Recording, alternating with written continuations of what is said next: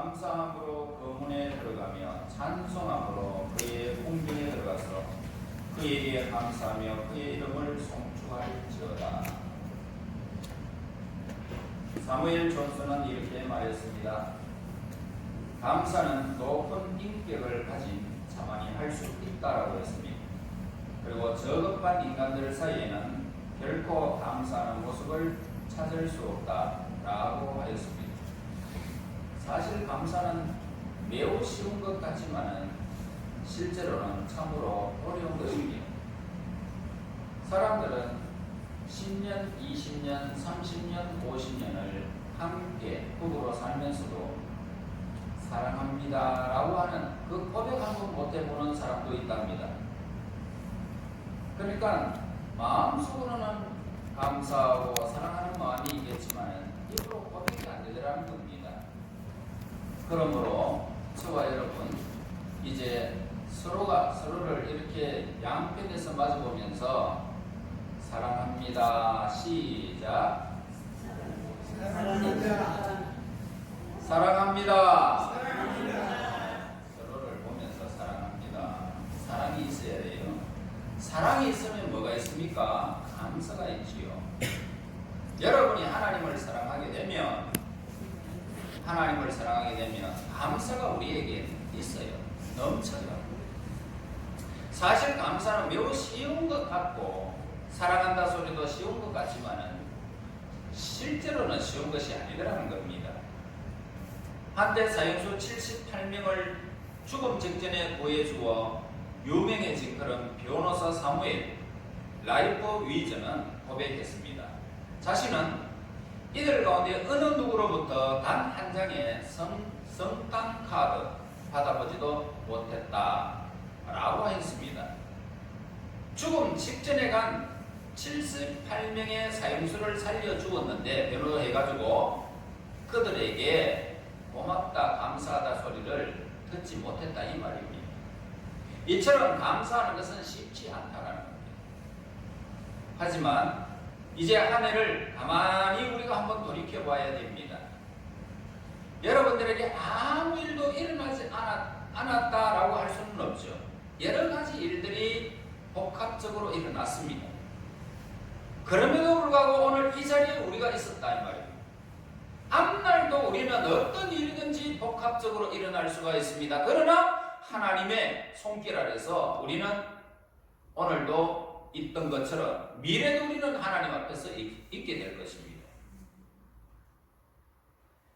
참으로 다사다난한 일들이 수없이 여러분 삶 속에서 이렇게 필름처럼 감긴다면, 되돌림을 받는다면 참 어떤 일이 벌어질지 참으로 수많은 드라마가 우리의 삶 속에서 있었을 것입니다.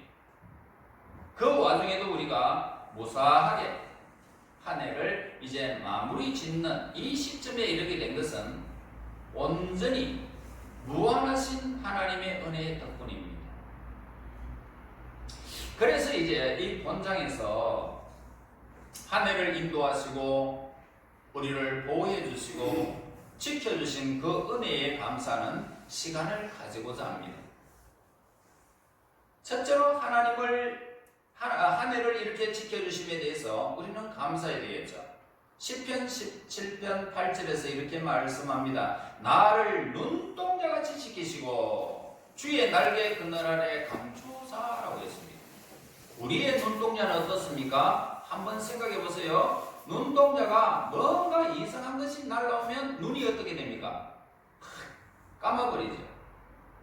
이물질이 들어오면 눈물로서 그냥 씻어내버립니다.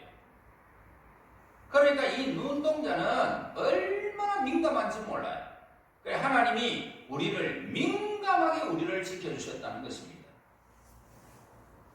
다윗은 시편 22편 7절에 보면 여호와여 그들을 지키사 이 세대로부터 영원까지 보존하시리이다. 여러분 이렇게 고백해야 됩니다. 우리가 이 세대의 여러분들의 삶의 모든 다사다난한 어떤 일들이 막 펼쳐진다 할지라도 하나님은 여러분들을 지키셔서 세세토록 하나님의 영원까지 하나님이 우리를 보존시키겠다고 말씀하고 있습니다. 자, 이 말은 여호와께서 자신에게 언약하신 대로 자신을 험하고 유혹 많은 이 세상에서 영원토록 보호해 주실 것을 확신합니다. 이 뜻입니다.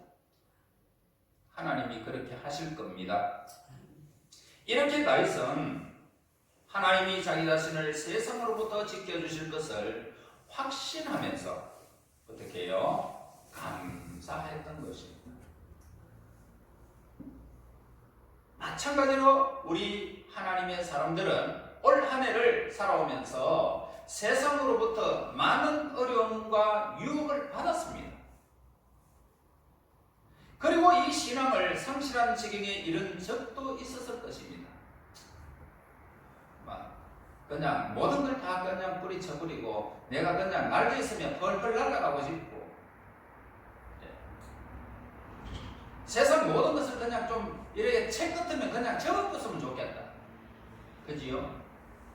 그런 적도 있을 것입니다. 그럼에도 불구하고 하나님께서는 우리 성도들을 지키셨다는 것입니다. 왜요? 이 자리에 우리가 있기 때문에. 하나님은 우리의 생각에 너머에 이미 미래의 모든 계획을 세우신 하나님이시기 때문에 여러분의 삶은 상실할 지경에까지 여러분들을 그렇게 몰고 가시는 하나님이 결코 아닙니다. 안전하게 하나님은 우리의 길을 인도하시고 안전하게 보호해 주실 것입니다.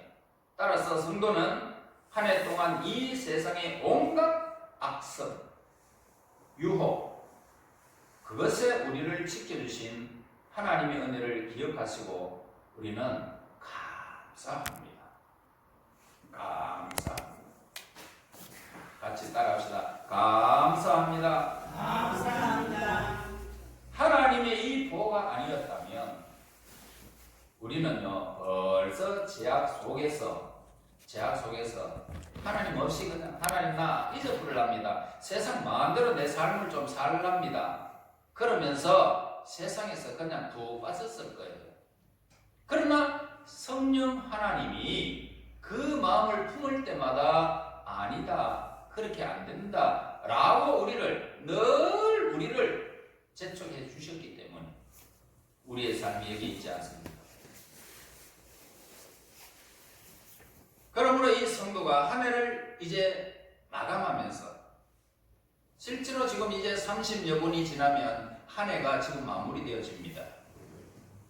하나님께 감사드려야 할 사실들이 오늘 우리에게는 너무 많은 것입니다. 그것은 하나님께서 성도들을 지켜주셔서 원수 마귀의 손에 사로잡히지 않게 도와주셨다는 것입니다.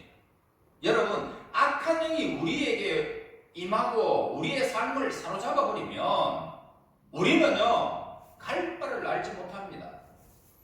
내가 하고 싶지 아니하는 제약에 그냥 내가 막 빠뜨려져 버려요. 내 생각, 내 이성을 완전히 그 악한 영에 사로잡히게 된다는 것입니다. 실로 사도 베드로는 고백했지만은 원수 마귀는 우는 사자같이 삼킬 자를 찾아 돌아다닌다라고 했습니다. 따라서 이 성도들이 만약 혼자 있다면 100% 모두 마귀의 손에 사로잡혀서 마귀의 밥이 될 수밖에 없습니다. 비참하게 어떤 사람은 침을 질질 흘리고 어떤 사람은 이 세상에서 그냥 막 뒹굴면서 자포자기하는 그런 어리석은 인생들이 그 마귀 들린 사람들이 오늘 얼마나 많은지 몰라요. 여러분들은 지금 모르지만은 저 정신병자에 들고 한번 가보세요. 전부 마귀가 들려가지고 자기의 이성을 잃어버리고 실성하게 살아가는 모습들을 여러분 보는 것입니다. 마귀에 그렇게 사로잡히면 그렇게 되는 것입니다. 그럼에도 불구하고 이 시간까지 우리가 하나님을 창조주로 고백하며 예수님을 구세주로 고백하는 이 신앙을 여전히 간직하고 있는 것은 온전히 하나님께서 저와 여러분을 지켜주신 덕분입니다. 그 은혜는 한량없습니다. 이 땅에 살아가는 날 동안 여러분들을 어떤 소나기에도 내놓지 않을 것입니다. 하나님. 지키시는 것입니다. 하나님은 졸지도 아니하시고 주무시지도 아니하시는 분이십니다. 성도는 한 해 동안 마귀의 입에서 지켜주신 하나님의 은혜에 감사할 줄 알아야 할 것입니다. 결코 힘으로 한 해 동안 신앙을 지켰다는 오만한 그런 생각을 말아야 합니다. 우리는 굉장히 연약합니다. 얼마나 연약한지 오늘 질그릇이 흙으로 빚었지만 거기에 불을 가해가지고 구우면은 아주 단단한 그릇이 되죠. 그 질그릇을 딱 던지면은 박살나버립니다. 우리는 질그릇이에요. 그러나 하나님의 손길 아래 들려있기 때문에 그 질그릇이 안전한 거예요. 뜨거운 물에 들어가도 괜찮고 찬물에 들어가도 괜찮은 거예요. 하나님의 손길 안에서 우리가 있기 때문에 그렇다 이 말입니다. 그 다음에 고난 가운데 함께 해주심에 대해서 우리는 감사해야 할 것입니다. 시편 91편 3절에 이는 그가 너를 새 사냥꾼의 올무에서와 심한 전염병에서 건지실 것이미로다.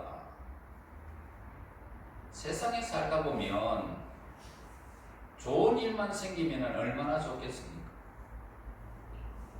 그런데요, 때로는 예기치 못한 위기와 역경에 처할 때가 있습니다. 내가 정말 믿었던 사람이 나를 실망케 만들어버리고, 그리고 내가 애지중지하는 것들이 사라져버리고, 사랑한다고 고백했지만 실망감이 더 한층 몰려올 때가 우리는 얼마나 많을지 모릅니다.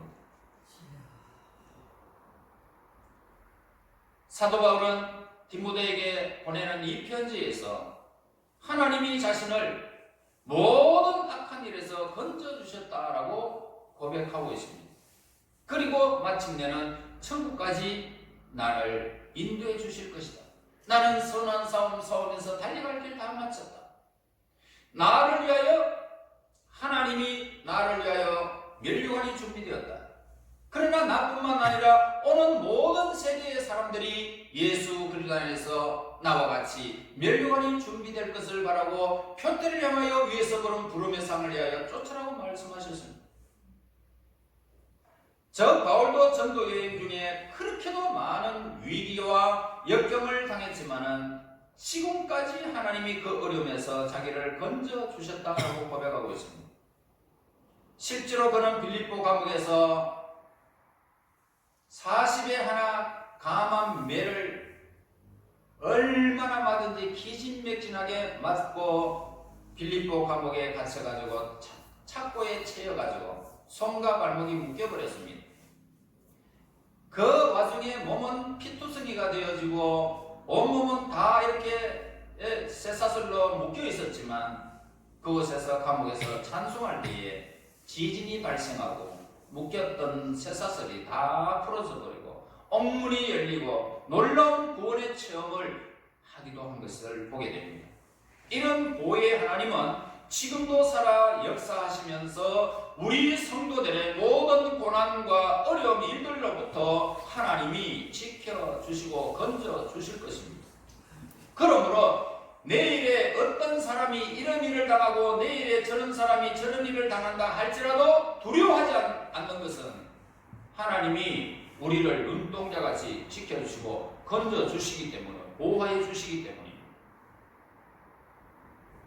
그러므로 우리는 2020년도가 되든 2050년대가 되든 우리가 이 땅에 살아가는 날 동안 하나님은 졸지도 않으실 것이고 주무시도 않으면서 우리와 함께 해주실 것입니다. 영원히.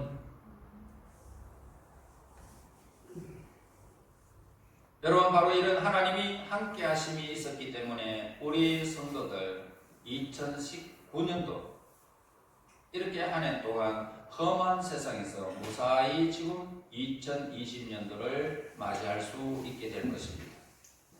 이렇게 악한 일과 위기에서 건져주신 하나님께 우리는 감사해야 할 것입니다. 사도 바울은 고린도 교회의 성도들을 향해서 행여 고난이 닥칠지라도 두려워하지 말라. 두려워하지 말고. 여러분, 무슨 일을 만나도 여러분 두려워해서는 안 됩니다. 이 세상에 사람들을 두려워하는 사람만큼 어리석은 사람은 없습니다. 여러분들에게 그냥 총을 갖다 대든지 칼을 갖다 대든지 어느 누가 위협을 하든지 그거 전혀 두려워할 필요가 없습니다. 하나님의 명령이 없으면 참새 한 마리도 떨어지지 않습니다. 무슨 일을 당해도 우리는 천인이 내 곁에서 만인이 내 우편에서 자빠지고 엎어지고 재앙을 당해도 나는 당하지 않는다. 왜? 하나님이 나의 하나님 언약해 주셨기 때문에. 하나님께서 시험을 주시되 성도들을 그대로 내버려 두시는 것이 아니라 그 시험과 함께 하시기 때문입니다. 그래서 하나님은 시험을 통해서 성도와 함께 하셨고 시험 가운데 성도와 동행하시는 분이십니다. 예를 들어서 하나님은 다니엘과 그 세 친구 사자굴에 던져집니다. 다니엘은 사자굴에 던져졌을 때 그 가운데 천사를 보내게 됩니다. 천사를 보내가지고 사자들의 입들을 전부 다 막아버립니다. 사람 냄새 맡고 굶주린 사자들이 몰려들 때에 천사가 가서 너 달라들지 마 입을 봉했더니 그들이 순한 양같이 그냥 다니엘 주변에 어슬렁어슬렁 돌아다니기만 하지 입을 벌리지 못했습니다. 왜요? 천사들을 보내가지고 그 입들을 다 막아버렸기 때문입니다. 여기서 보듯이 하나님은 시련 가운데서 반드시 성도들과 동행하시는 분이십니다. 그리고 지키십니다. 시련이나 고난은 하나님과 성도가 멀어지게 하는 계기가 아니라 오히려 그 시련과 고난이 하나님과 성도와 더욱 밀착되어지는 기회임을 우리는 알아야 된다 이 말입니다. 그러니 어찌 하나님의 은혜에 감사하지 않을 수가 있습니까? 만일이 있어도 우리는 하나님을 찬양해야 되고 그 은혜를 감사하지 않을 수가 없습니다. 그리고 이제는 인내하며 승리케 하심에 대해서 우리는 감사해야 합니다. 로마서 5장 3절과 4절에서 말합니다. 다만 이뿐 아니라 우리가 환난 중에도 즐거워하나니 이는 환난은 인내를, 인내는 연단을, 연단은 소망을 이루는 줄을 알미로다 라고 했습니다. 사도 바울은 온갖 시련을 이기고 능히 신앙 가운데 승리하게 된 이 비결이 무엇인지를 우리에게 가르쳐주고 있습니다. 뭡니까? 사도 바울은 로마서 5장 3절에서 환난 중에도 즐거워한다라고 고백했습니다. 다시 말할까요? 여러분들의 삶 속에서 그냥 하늘과 땅이 딱 붙는 것 같은 그런 환난이 있다 할지라도 거기에서 환난 중에도 즐거워한다 그랬어요. 무엇으로? 믿음으로.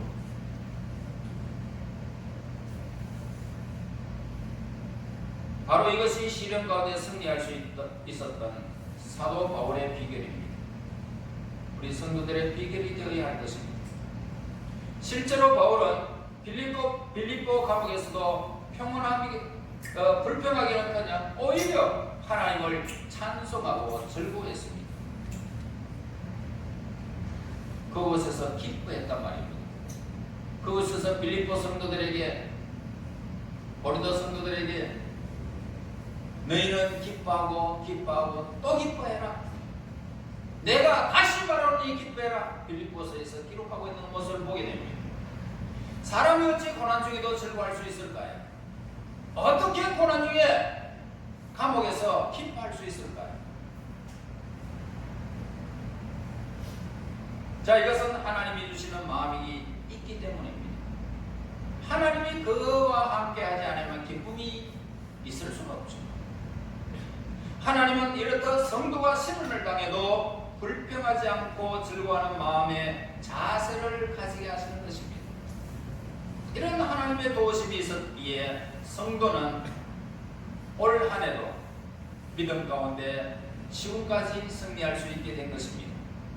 이런 마음을 주신 하나님께 우리는 감사를 드려야 할 것입니다. 사도 바울은 로마 교인을 향해서 눈에 보이지 않지만은 천국을 사모하고 소망하는 자는 시련 가운데서도 참고 기다린다라고 했습니다. 실제로 초대교회 성도들은요, 그토록 극심한 노마의 박해와 시련 가운데서도 잠깐 후에 하나님의 나라가 임재할 것을 확신하면서 천국을 기다리는 믿음으로 고난을 참은 모습을 보게 됩니다. 어떤 사람은 톱으로 사람을 그냥 쓸어버리고, 죽은 사람끼리 시체를 그냥 딱 묶어가지고 시체가 썩을 때에 이 산 사람도 시체와 함께 썩게 만드는 이런 일을 당하고,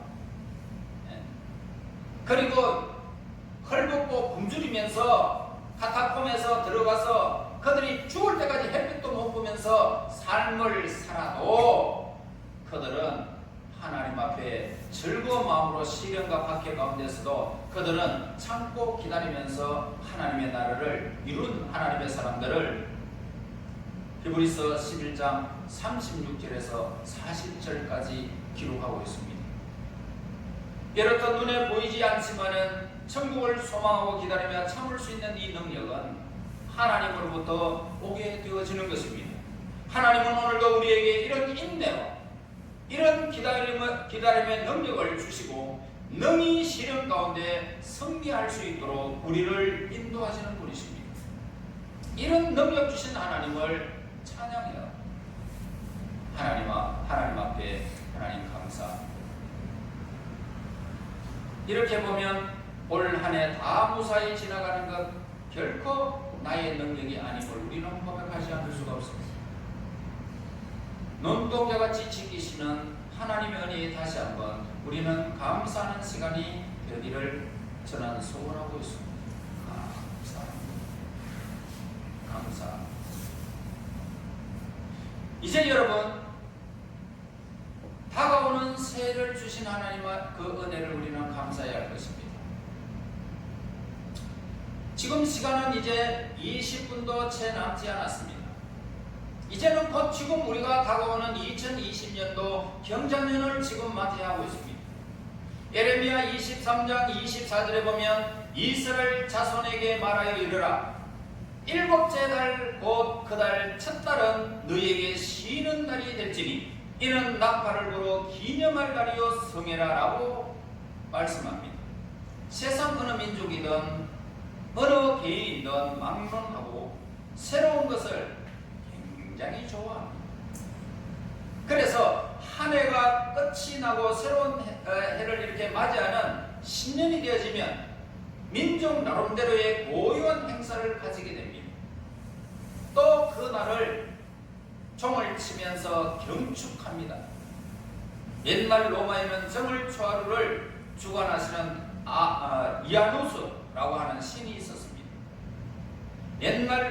그래서 로마 사람들은 신년이 되어지면 이아누스 신을 경배하고 또 이아누스 신이 1년 동안 축복해 주기를 소원했습니다. 또 우리나라에서는 정월 초하루가 되면 어떤 날입니까? 설날이다.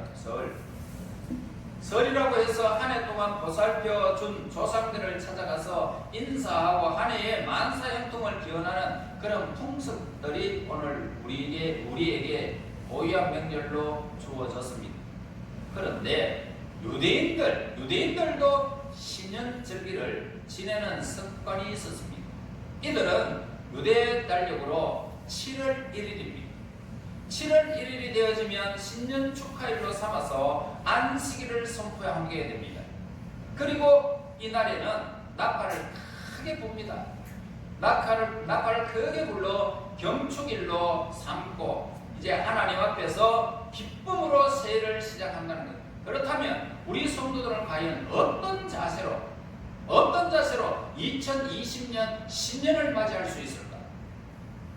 첫째로는 새로운 날을 맞이하게 해주신 은혜 가운데서 하나님의 은혜를 생각하며 그 은혜를 우리가 누리는 한 해가 되게 해주십시오 라고 신년을 맞이해야 할 것입니다. 로마서 12장 2절에 보면 너희는 이 세대를 본받지 말고 오직 마음을 새롭게 함으로 변화를 받아 하나님의 선하시고 기뻐하시고 온전한 뜻이 무엇인지 분별하도록 하라. 자, 성도는요, 새해를 맞이할 때 먼저 새로운 한 해를 주신 하나님께 감사하며 출발해야 됩니다. 하나님, 내가 오늘날까지 수많은 일들 속에서 나를 지켜주신 하나님, 내가 이 한 해에도 또 출발하지만 나는 두려움 없이 출발할 수 있게 나에게 믿음을 주심을 감사합니다. 담대하게 내 삶을 살아가면서 이제 하나님께서 이루시는 일들을 내가 전에보다는 갑절로 내가 더 보기를 원합니다. 갑절로 보기를 원합니다. 아니 30배, 60배까지도 나는 볼 수 있기를 원합니다. 아니 100배까지도 나는 볼 수 있기를 원합니다. 비전을 안고 우리는 출발해야 하는 것입니다. 인류 역사가 지속된 이래로 지금까지 만물이 보존되어지고 우주 전체가 질서와 조화를 유지하는 이것은 모두가 하나님의 은혜입니다. 우리는 지금까지 우주 만물이 그대로 유지되어 왔기에 만물이 그대로 보존되는 것은 당연한 일이고 상식적인 일로 그렇게 치부해버리고 많은 사람들이 많습니다. 그래서 아침에 해가 떠도 전혀 감동이 없습니다. 저녁에 정해진 시간에 정해진 위치로 해가 져도 무감각하게 지내고 있습니다. 그러나 이 모든 우주 전체의 질서와 만물의 변화는 모두 전능하신 하나님의 주관 아래 이루어지는 사건들입니다. 실제로요, 바울도 만물이 주에게서 나오고 주로 말미암았고 주에게로 돌아갑니다 라고 고백했습니다. 이렇게 하나님의 끊임없는 이 간섭과 주관 하에서 우리는 올해도 신년을 맞이하게 되었습니다. 이제 새로운 한 해를 시작하게 되어졌습니다. 이런 새날을 주신 하나님께 감사해야 할 것입니다. 아무리 신년이 시작되고요, 새로운 한 해가 시작되어졌다라고 하더라도요, 이 새날들이 죽어서 무덤에 있는 자들에게는 아무런 소용이 없습니다. 다시 말할까요? 여러분 속에 예수님의 생명이 없다면 아무것도 아닙니다. 여러분들에게 예수의 생명이 있다면 정말로 의미 있는 한 해가 될 것입니다. 우리가 눈을 들어 맑은 하늘을 바라보고요, 밤하늘에 떠있는 수많은 별들을 볼 수 있는 것도 모두가 하나님께서 우리에게 생명을 공급해 주셨기 때문에 그것을 볼 수 있는 눈이 열리는 거예요. 여러분들에게 예수 그리스도의 생명이 날마다 자라나고 성장하게 되어지면 믿음의 세계를 볼 수 있는 눈이 자꾸 열리는 거예요. 새로운 것이 자꾸 발견되는 거예요. 그러기에 우리는 이 신년을 맞이하는 성도는 무엇보다도 먼저 지난 한 해 동안 우리를 지켜주시고 또 생명을 보존해 주신 그 하나님의 은혜에 감사해야 된단 말입니다. 생명에 주관하신 하나님이 우리의 호흡을 주관하지 않는다면 우리는 신년을 시작할 수가 없습니다. 호흡을 걷어가 버리면 죽은 자가 무슨 신년을 맞이할 수 있겠습니까? 그러므로 오늘 우리에게 생명의 공급을 영육에 우리에게 허락하여 주셔서 생명의 순환을 허락하신 성령 하나님의 생명의 원천 되신 그 하나님이 오늘 우리에게 생명을 주시고 신년을 맞게 하신 하나님을 찬양하시기를 바랍니다. 그리고 다시 한번 기회를 주신 은혜에 대해서 우리는 감사해야 됩니다. 전도서 9장 10절에 보면 네 손이 이를 얻는 대로 힘을 다하여 할지어다. 네가 장차 들어갈 서울에는 일도 없고 계획도 없고 지식도 없고 지혜도 없음이라. 서울이라는 것은 지옥을 말하는 것입니다. 지옥. 그렇다면 하나님께서 우리에게 생명을 주시고 호흡을 연장시키사 새로운 한 해를 맞이하게 해주신 이유가 뭘까요? 네, 하나님은 24시간이라고 하는 이 과정에서 밤을 주시고 낮을 주실까요? 한 달을 주시고 1년을 또 이렇게 365일을 해마다 봄, 여름, 가을, 겨울 그러면서 계속 순환하고 있을까 이 말입니다. 무엇 때문에 그렇게 하셨을까? 이것은 세상에 사는 동안 하나님께서 맡겨주신 사회생활에 최선을 다할 기회를 주시기 위함입니다. 오늘 못했는데, 네가 잘못했는데 내일은 네가 좀 잘해라. 새로운 기회를 주신 거예요. 그래서 전도서 기자는 하나님께서 인생들에게 세상에 사는 동안 해야 할 일과 직업을 주셨다라고 하셨습니다. 그리고 인생은 해 아래 사는 동안 이 일에 최선을 다해야 한다라고 가르쳐주고 있습니다. 하나님께서는 성도가 이 세상에 사는 동안 바로 자기에게 맡겨진 일을 잘 완수할 수 있도록 하기 위해서 새날을 주시고 기회를 주신 것입니다. 이 한 해 너 못했기 때문에 너 이 한 해는 좀 잘해라. 기회를 또 주신 겁니다.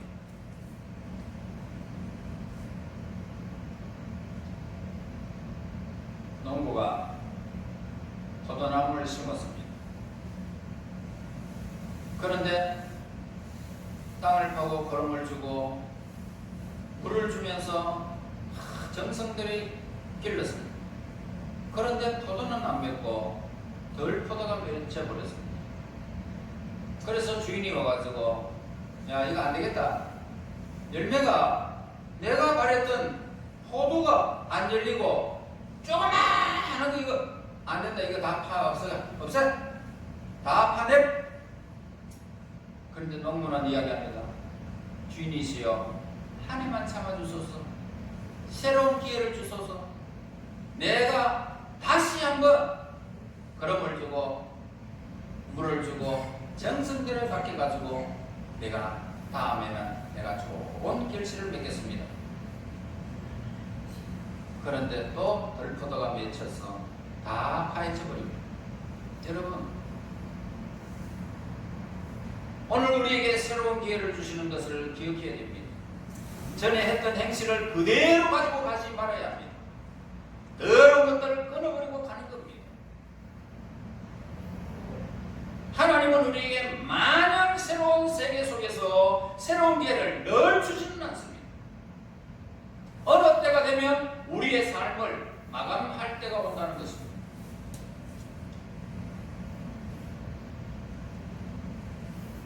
그러므로 우리가 사는 날 동안 맡겨주신 일을 잘 감당할 수 있도록 새날을 주신 기회를 우리는 선용해야 할 것입니다. 따라서 성도는 올 한 해 건면하고 성실하게 사회생활, 직장생활을 하면서 신앙생활도 하면서 최선을 다해야 할 것입니다. 직장에서 맡은 일은 하나님이 주신 일임을 우리는 알아서 어떤 사람의 눈치가 아니라 내가 해야 할 일이기 때문에 하나님께서 나에게 주신 직분임을 알고 우리는 그 일을 하나님께서 주신 일임을 알고 잘 감당해야 할 것입니다. 학생들은 공부가 하나님께서 맡겨주신 일입니다. 성도는 해 아래 사는 동안 사회에서 해야 할 일도 많지만 가정에서 해야 할 일도 있습니다. 아버지는 가장으로서 가정의 생계를 책임져야 할 의무가 있고, 어머니는 가정을 보살피고 자녀를 다스려야 할 의무가 있습니다. 또한 부부 사이에는 각기 남편과 아내로서의 역할에 의무가 있습니다. 뿐만 아니라 자녀는 자녀로서 부모에 대한 의무가 있고, 또 자녀 상호간의 형제와 형제간, 자매와 자매간 이 서로의 책임의 의무가 있는 것입니다. 올 한 해 동안 우리 성도들이 가정에서 각자에게 주어진 책임과 의무에 충실해야 할 것입니다. 이 책임과 의무를 다하는 것은 곧 하나님께서 세우신 이 질서에 충실하는 것이고, 궁극적으로 하나님 아버지께 충성을 다하는 그런 행위라는 것입니다. 이 책임을 다 감당하고 하나님은 우리에게 1년이라는 기회를 또 새롭게 우리에게 주셨다는 것을 늘 기억해야 할 것입니다. 다음에 이제 마지막으로 열심을 낼 수 있게 하신 은혜를 우리는 감사해야 됩니다. 한 해보다는 이제 더 열심을 내자, 이런 기회를 우리에게 주었습니다. 누가복음 13장 24절에 좁은 문으로 들어가기를 힘쓰라. 내가 너희에게 이르노니 들어가기를 구하여도 못하는 자가 많으니라.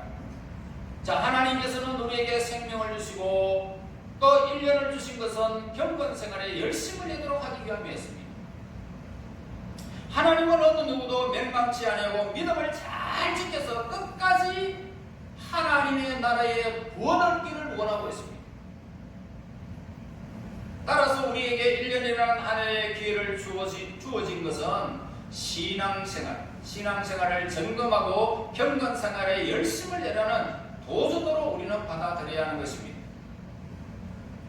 그저 어제나 오늘이나 지난해나 올해나 구태의연하게 태만하게 믿음 생활하다가 언제 불시에 예수님이 재림하시면 큰 두려움이 우리에게 몰려올 것이고 그때는 부끄러움을 이기지 못합니다. 얼마나 슬픈지도 모르고.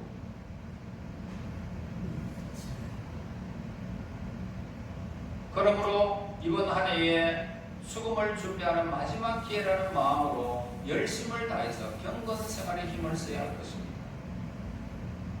예수님께서 우리에게 새로운 한 해를 주시는 것은 세상에 사는 동안 못한 봉사와 섬김의 삶을 살으라고 오늘 우리에게 새로운 한 해를 주신 것입니다. 사실 우리는 입으로는 예수님의 사랑을 외칩니다. 말로는 복음을 전하지만 행동으로는 구원에 합당한 삶을 살지 못한 때가 너무너무 많습니다. 예수 믿으세요. 내 삶의 모든 삶의 행동은 세상 사람과 다를 바가 없고 더 못한 사람들도 많습니다. 그러면 무슨 열매를 거둘 수 있겠습니까? 여러분들의 성경에서 너희는 소금이 되고 너희는 빛이 되라 그랬습니다.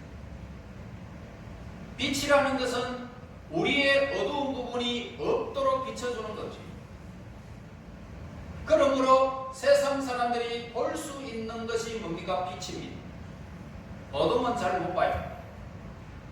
그래서 우리가 이 세상에 나가게 되면 우리가 빛이 되어지면 사람들이 우리를 보게 됩니다. 그리고 비교를 하게 됩니다. 아, 저 사람은 진짜 하나님의 사람입니다. 그렇게 돼야 된단 말이에요. 우리와 똑같다 하면 안 되는 거예요. 세상 사람. 그래서 오늘 우리는 행동으로 구원에 합당한 삶을 살아야 된다는 것을 우리에게 가르쳐 줍니다. 실로 우리는 성도의 가장 취약한 부분이 뭡니까? 바로 섬김입니다. 봉사입니다. 사랑의 실천입니다. 그래서 하나님은 올 한 해 동안 못다한 봉사, 부족한 섬김, 게을렀던 사랑의 실천을 하라고 열심을 낼 기회를 우리에게 주신 것입니다. 그리고 어쩌면 이것이 우리에게 주어진 마지막 기회일지도 모르는 것입니다. 여러분, 언제 죽을지 누가 압니까? 올 한 해 게을리 말고 열심을 다해 섬기시고 봉사하시고 사랑을 베풀며 우리는 살아가야 됩니다. 예수님 오셔도 우리는 부끄러움 없이 살아가야 할 것입니다.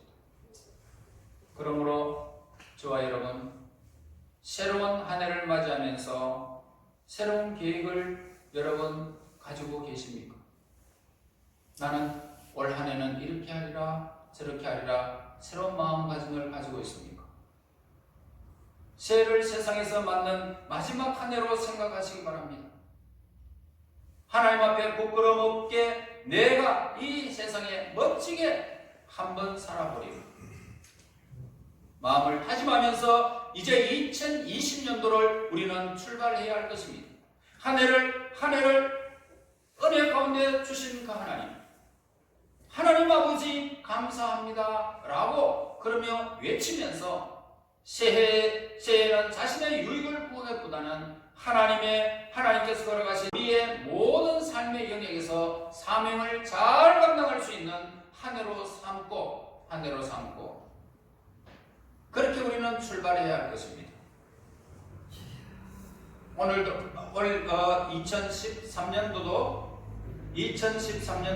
19년도도 이제 하나님의 은혜로 이제 감사를 마무리했습니다. 자, 이제 몇 초만 되면은 지금 2020년도가 시작되어집니다. 여러분 시계 있는 사람 보세요. 저 뒤로 보면 시계가 보이죠? 자, 12시가 이제 넘어갑니다. 12시가 넘어갑니다. 자, 이제는 새로운 시작의 시간입니다.